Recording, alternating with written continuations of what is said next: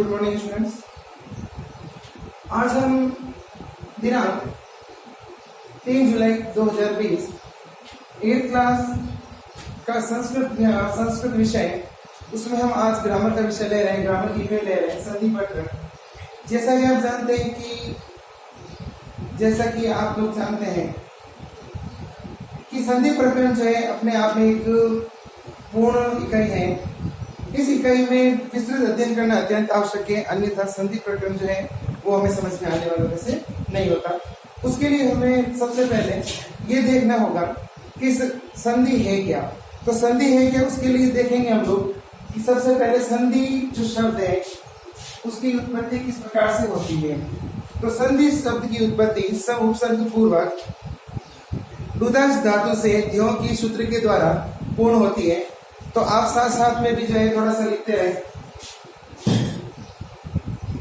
संधि शब्द की व्युत्पत्ति का अर्थ है बनना। सबसे पहले हम ये देखेंगे कि संधि शब्द बना कैसे है। संधि शब्द बनने के लिए हम सबसे पहले देखेंगे कि संधि शब्द जो है वो अपने आप में एक सम उपसर्ग पूर्वक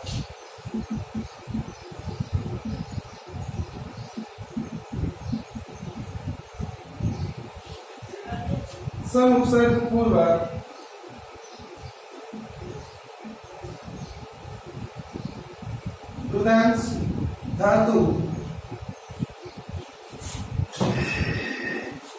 एवं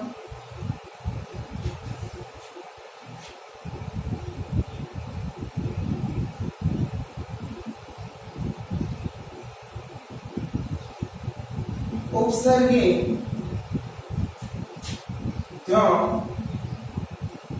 की सूत्र से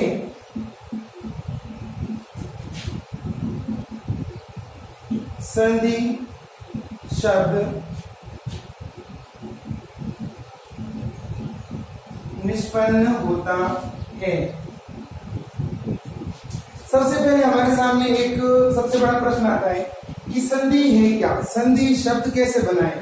तो संधि शब्द की उत्पत्ति जो है वो सम उपसर्ग पूर्वक, संधि शब्द में सम उपसर्ग है, तुरंत धातु है, उसके बाद में उपसर्ग ध्यों की एक सूत्र लगता है और इस प्रकार से जो है वो आपका संधि शब्द जो है वो निष्पन्न होता है। इस तरह से संधि शब्द जो है वो निष्पन्न होता है। तो सबसे पहले हम लोगों ने देखा कि संधि शब्द बना कैसे है। तो संधि शब्द के अंदर आप लोगों ने देखा कि सम उपसर्ग पूर्वक रुदांश धातु एवं ध्यों की सूत्र के द्वारा जो है संधि शब्द बनता है। अब हम आगे देखते हैं कि आखिर संधि है क्या। जैसा कि आप लोग जानते हैं कि संधि शब्द जो है वो दो वर्णों का मेल होने की क्रिया है। इसमें हम लोग ये देखेंगे कि जब दो वर्ण अत्यंत निकट आ जाते हैं तो कुछ परिवर्तन होते हैं। जैसे मैं एक साधारण सा जो है मैं आपको एक उदाहरण देता हूँ। जैसे अ और एक दूसरा वर्ण आ, जब ये दोनों साथ में हो जाते हैं, एक साथ हो जाते हैं, तो ये अ और ये आ जो है वो दोनों मिलके और आ में परिवर्तित हो जाते हैं। तो बस यही दो वर्णों के मिलने की जो प्रक्रिया है, जो परिवर्तन है, यही जो है आपकी संधि कहलाता है। तो सबसे पहले हम लोग जो है वो संधि की परिभाषा देखते हैं कि संधि की परिभाषा जो है वो किस प्रकार से।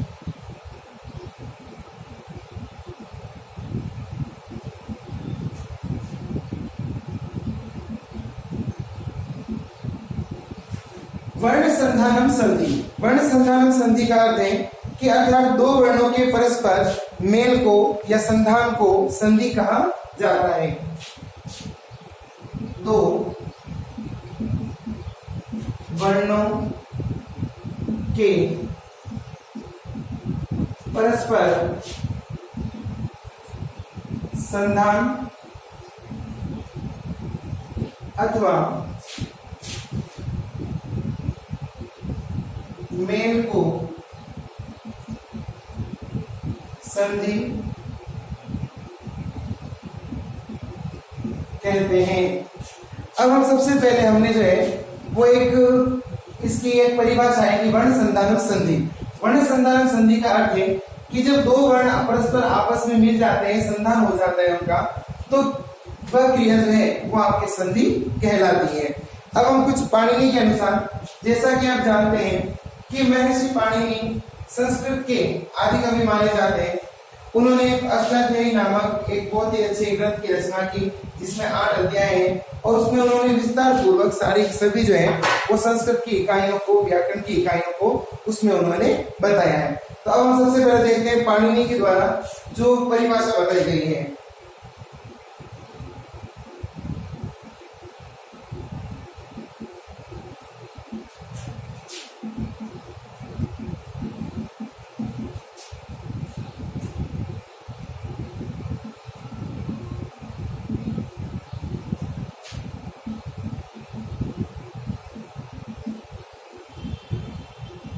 परसन्निकर्ष संहिता। सबसे पहले पाणिनि जो है वो आपको बताते हैं परसन्निकर्ष संहिता अर्थात कि वर्णों की अत्यंत निकटता को संधि कहा जाता है। तो हम थोड़ा सा जो है पाणिनि के विषय में बात कर लेते हैं। पाणिनि कहते हैं परसन्निकर्ष संहिता अर्थात कि जैसा पाणिनि बताते हैं कि जब दो वर्णों की अत्यंत निकटता हो जाती है तो उसके बाद जो परिवर्तन होता है वो आपके संधि कहलाता है। अर्थात दो वर्णों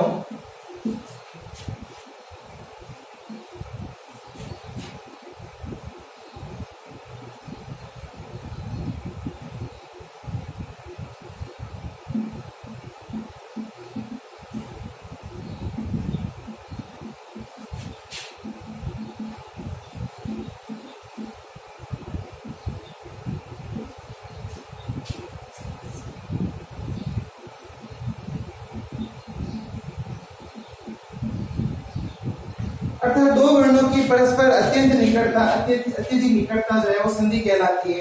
एक ही अर्थ है इनका कि जब दो वर्ण आपस में मिल जाते हैं या दो वर्ण आपस में अत्यंत निकट आ जाते हैं तो उनमें कुछ परिवर्तन होता है और वही परिवर्तन जो है वो आपका संधि कहलाता है। तो अब हम लोग जो है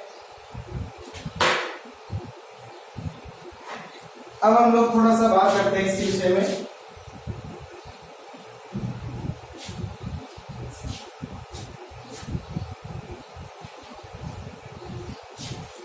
बात करते हैं हम हिंदी विषय को लेकर।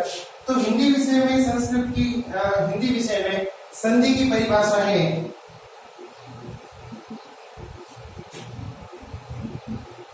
दो वर्णों के परस्पर मिलने पर जो विकार उत्पन्न होता है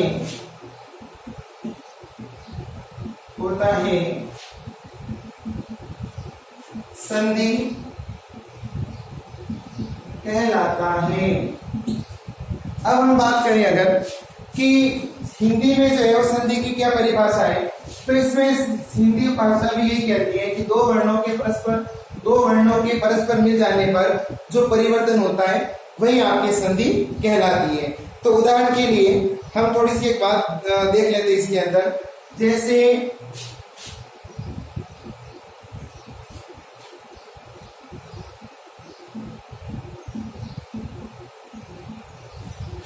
एक शब्द है राम धन अवतार। संधि हमेशा प्रथम पद के अंतिम वर्ण तथा द्वितीय पद के प्रथम वर्ण में हमेशा होती है। अब हम यहाँ पर देख रहे हैं कि हमारे पास दो पद है, एक है राम और एक है अवतार। तो राम शब्द का अंतिम वर्ण है और उसी तरह से अवतार शब्द में अवतार पद में जो है आपके अप्रथम पद है। अब हम देखते हैं इसमें कि जब प्रथम पद का अंतिम वर्ण और द्वितीय पद का प्रथम वर्ण आपस में मिलते हैं तो यहाँ पर आप देख रहे हैं कि अ और अ ये दोनों मिलकर आ में परिवर्तित हो जाते हैं।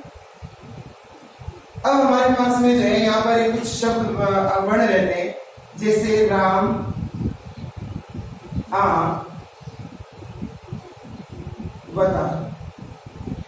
हिंदी हो चाहे संस्कृत हो, एक नियम होता है व्याकरण का कि यदि व्यंजन स्वर रहित होता है और उसके बाद अगर कोई स्वर होता है तो पीछे वाला स्वर या आने वाला स्वर जो है वो अपने आगे वाले व्यंजन में मिल जाता है।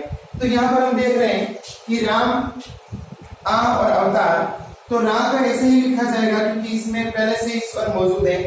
म हलंत है, आ जब म के साथ मिल जाता है तो बन जाता है मां और ये वता। इस प्रकार से हमारा एक संधि युक्त जो है वो शब्द बनता है रामावतार। परीक्षा के अंतर्गत यदि हम परीक्षा के अंतर्गत बात करें तो वहां पर आपके जो है एक शब्द दिया जाएंगे, संधि विच्छेद दिया जाएगा, तो आपको संधि युक्त शब्द बनाना है और यदि संधि युक्त शब्द होता है तो आपको उसका जो है वो संधि विच्छेद करना होता है। तो परीक्षा की दृष्टि से बात करें तो ये दो प्रकार के प्रश्न जो हैं वो आपके हमेशा पूछे जाते हैं। बाकी के जो ये बीच वाले पद हैं वो केवल आपको समझाने के लिए, इन्हें आपको परीक्षा के अंतर्गत लिखने की आवश्यकता नहीं होती। अब हम देख रहे हैं यहाँ पर राम धन अवतार, और जब हम इसको मिला लेते हैं तो वो बन जाता है रामावतार। इस प्रकार से जो है वो आपकी संधि होती है।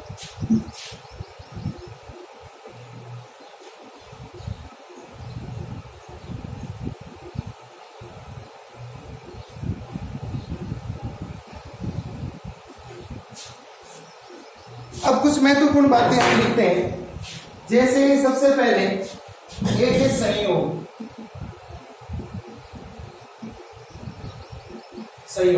संयोग का अर्थ होता है जब दो वर्ण आपस में मिल जाते हैं लेकिन परिवर्तन कुछ भी नहीं होता, वे ज्यों की त्यों लिखे जाते हैं, तो वो आपके संयोग कहलाता है। जैसे वर्णों के आपस में मिलने पर वर्णों के आपस में मिलने पर जो वर्णों के आपस में मिलने पर यदि कोई परिवर्तन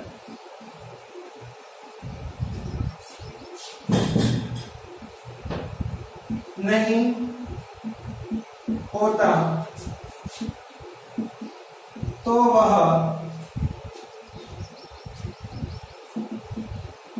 संयोग कहलाता है। अब देखिए जब संधि दो वर्ण आपस में मिल जाते हैं तो परिवर्तन हो जाता है, उसमें जैसे अ और अ मिलके आ बन जाता है, तब वो संधि कहलाता है।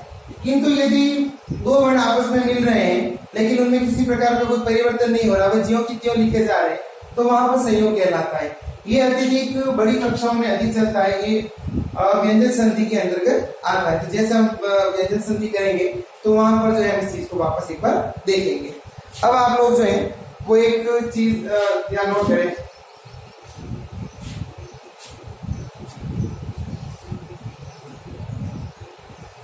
अब हम लोग देखते हैं कि संधि होती कैसे है। तो एक इसका नियम है, संधि सदैव प्रथम पद के अंतिम वर्ण तथा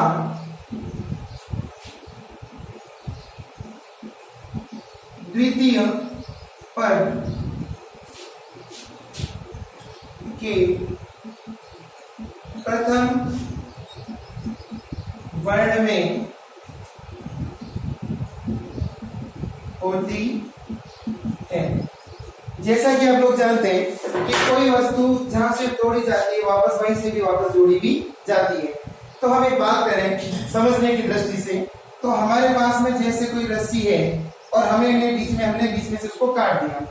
अब हमने रस्सी को बीच में से काटा है तो नियम तो यही कहता है कि वापस जोड़ने के लिए इस और इस इन दोनों मुंह को जो है वापस में जो है गांठ लगाई जाती है। अब यहाँ पर हम क्या करेंगे गांठ लगा देंगे, तो ये आपके जो वो संधि होगी। उसी प्रकार से जैसे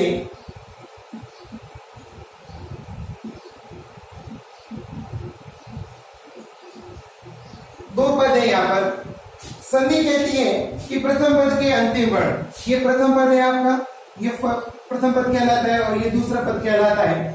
प्रथम पद का अंतिम वर्ण जो है वो आपके यहाँ पर है अ, और द्वितीय पद का प्रथम वर्ण है आ।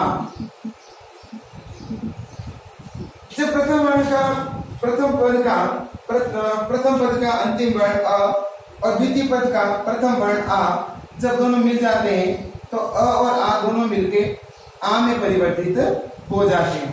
अब हमारे पास में यहाँ पर हिमालय का हिम, जहां पर संधि हुई उसका आ और लय, ये हमारे पास में कुछ वर्ण मिलते हैं और जब हम इन वर्णों को एक साथ में लगाते हैं तो आ जो है वो म के साथ मिल जाता है और शब्द बनता है हिमालय। इस तरह से जो है वो आपकी संधि जो है संपन्न होती है। परीक्षा की दृष्टि से बात करें तो आपके परीक्षा में संधि शब्द दिया जाता है हिम धन आलय और उसे आपको संधि युक्त बनाना होता है अर्थात कि हिमालय। और यदि हिमालय वहां पर अगर दिया है तो आपको हिम धन आलय वहां पर लिखना होता है। इस तरह से आपका जो है ये प्रश्न जो है वो पूर्ण होता है।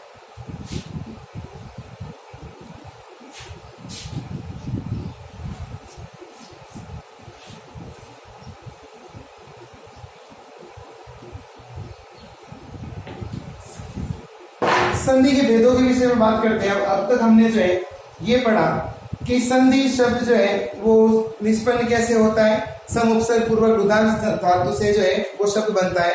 उसके बाद में हमने देखा कि वर्ण संधि की परिभाषा क्या है संस्कृत विषय के अंतर्गत। उसके बाद हमने पढ़ा कि पाणिनि जो है वो संधि के विषय में क्या कहते हैं, उन्होंने क्या परिभाषा दी है। फिर आप लोगों ने ये पढ़ा कि हिंदी भाषा में जो है वो संधि किस प्रकार से जो है वो होती है। फिर आप लोगों ने अभी ये भी पढ़ा कि संयोग क्या होता है, कि जहां पर दो वर्णों के परस्पर मिलने पर कोई परिवर्तन नहीं होता, वे ज्यों की त्यों लिखे जाते हैं, उच्चरित भी होते हैं, तो उनको संयोग कहा जाता है।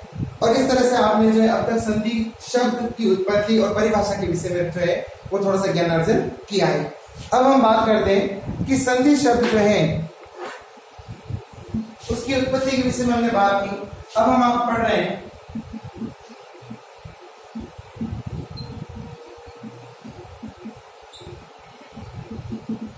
संधि के भेद।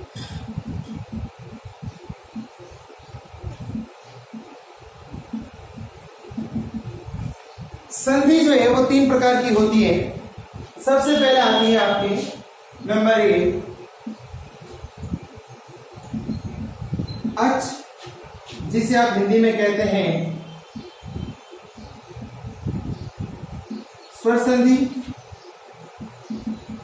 नंबर 2 हल, जिसे आप हिंदी में कहते हैं व्यंजन संधि।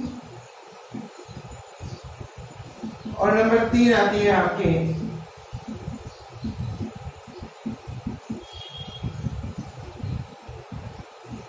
विसर्ग संधि। संधि के 3 भेद होते हैं, हिंदी में भी होते हैं, संस्कृत में भी होते हैं। संधि तो संधि ही होती है वैसे, तो बस थोड़ा सा नाम में फर्क है। हिंदी में जिसे आप स्वर संधि कहते हैं, संस्कृत में उसे अच संधि कहा जाता है। जिसे आप व्यंजन संधि कहते हैं उसे संस्कृत में अच संधि कहा जाता है। और एक होती है विसर्ग संधि। अच संधि, स्वर संधि, अच संधि जो है या स्वर संधि जो है वो नाम से ही पता चल रहा है कि स्वर का मेल जब स्वर के साथ होता है तो वो स्वर संधि कहलाती है। व्यंजन का अर्थ है किसी व्यंजन का स्वर या व्यंजन के साथ मेल होने पर वो व्यंजन कहलाती है। और विसर्ग का मेल किसी स्वर या व्यंजन के साथ जब हो जाता है तो वो आपकी विसर्ग संधि कहलाती है। तो अब हम जो है उस संधि के भेद में से सबसे पहला भेद पढ़ रहे हैं, अच संधि प्रकरण।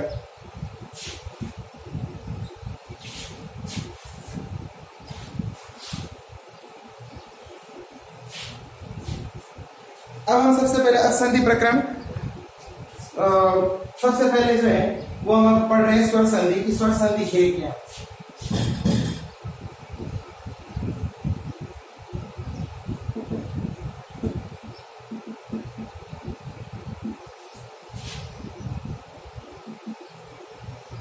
असंधि कहती है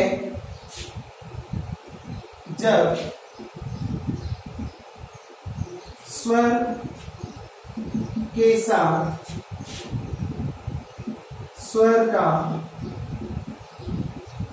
मेल होता है तो वह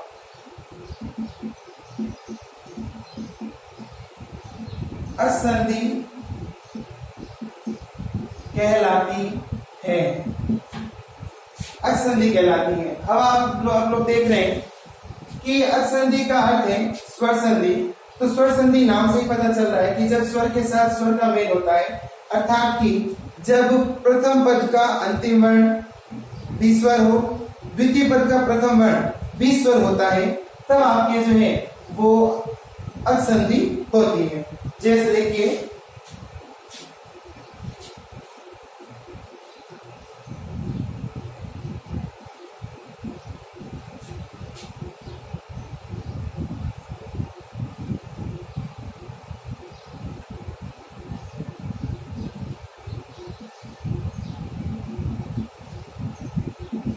शब्द है यहां पर देवधन आलय।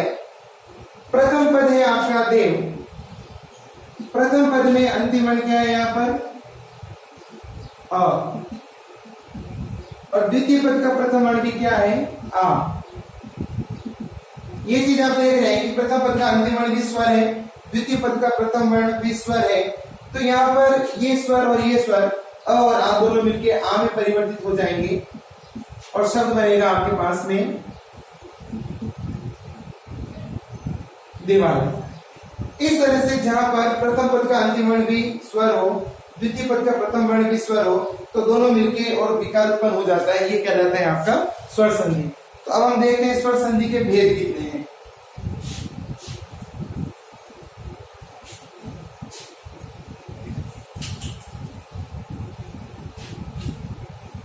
स्वर संधि के भेद।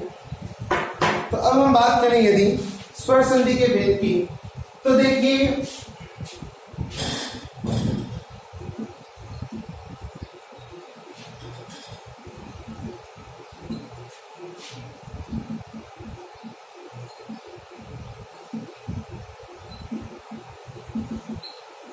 अलग अलग विद्वानों के अनुसार असंधि के अलग अलग भेद होते हैं। जैसे छोटी कक्षाओं में कुछ भेदों को पढ़ाया जाता है, कुछ भेदों को जैसे जैसे बड़ी कक्षाओं में छात्र आते हैं तो वैसे वैसे उनके भेद और भी अधिक बढ़ते जाते हैं। तो अभी फिलहाल हम आपके कक्षा 8 के अंतर्गत जो जो भेद हैं उनको हम आज जो है वो थोड़ा सा देखते हैं। तो देखिए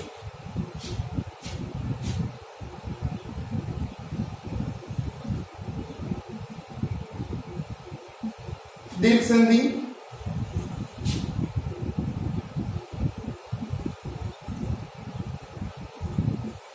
गुण संधि,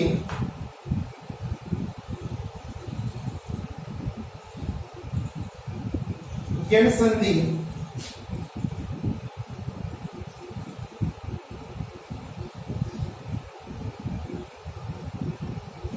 वृद्धि संधि,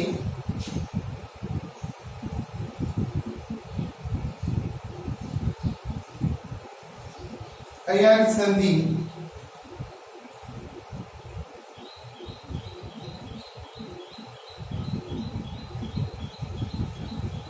पूर्व रूप संधि।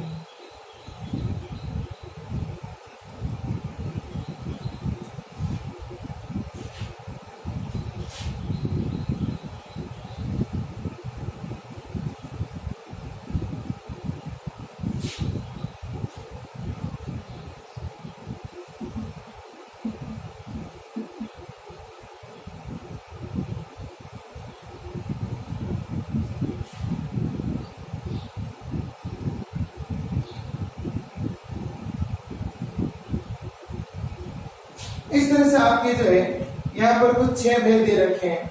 तो असंधि के अंतर्गत सबसे पहले जो है आप पढ़ रहे हैं दीर्घ संधि।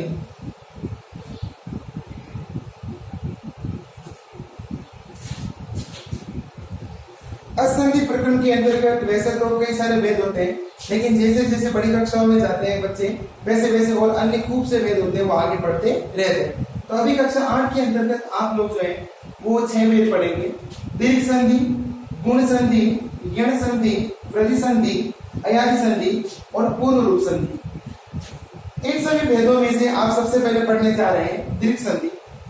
दीर्घ संधि में नाम से ही पता चल रहा है, दीर्घ, दीर्घ का होता है गुरु या बड़ा। तो जहां पर दो वर्ण, लघु वर्ण, छोटे वर्ण दोनों मिलकर जब बड़े रूप में परिवर्तित हो जाते हैं, गुरु बन जाते हैं और इस तरह से विकार उत्पन्न होता है, तो वो कहलाते हैं आपका दीर्घ संधि। तो अब हम सबसे पहले असंधि प्रकरण के अंतर्गत हम पढ़ रहे हैं सबसे पहले दीर्घ संधि।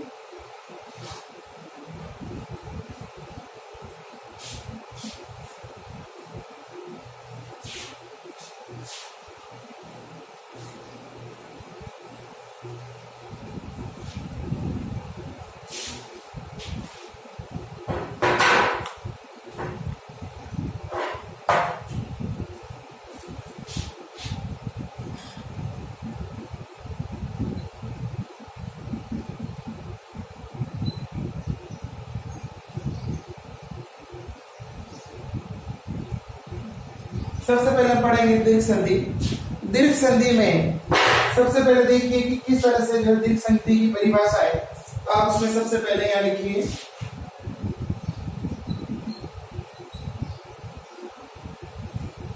यहाँ लिख लीजिए अकः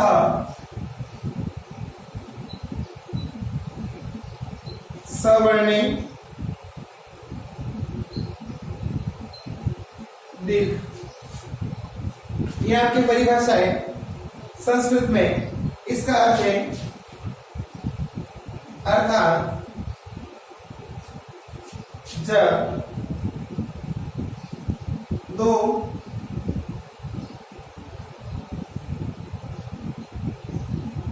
समान लघु वर्ण मिलकर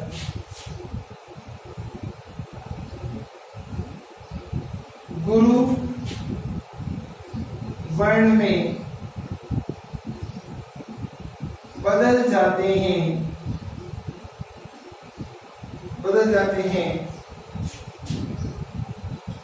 तो इस विकार को दीर्घ संधि कहा जाता है।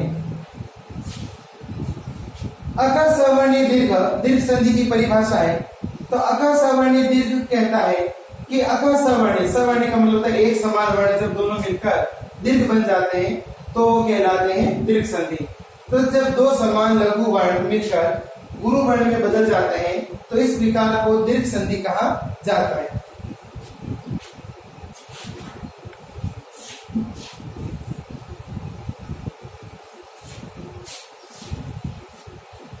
अब हम दीर्घ संधि के अंतर्गत हम कुछ नियमों का जो है वो थोड़ा सा ध्यान देते हैं। जैसे देखिए इसके कुछ 4 नियम हैं दीर्घ संधि के। प्रथम नियम ये कहता है कि प्रथम पद का अंतिम वर्ण चाहे अ हो चाहे आ हो, उसका मिलन जो है वो यदि दूसरे पद का प्रथम वर्ण अ हो चाहे आ हो, दोनों मिलकर आ में परिवर्तित हो जाता है। दूसरा नियम कहता है लघु ई हो चाहे दीर्घ ई हो, जब वो लघु ई या दीर्घ ई से मिलती है तो दीर्घ ई का निर्माण करती है। उसी प्रकार से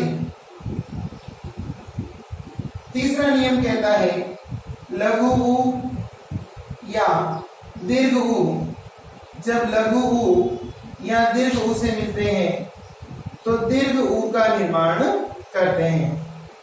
फिर आगे नियम कहता है नंबर 4, लघु री हो चाहे दीर्घ री हो, यदि वह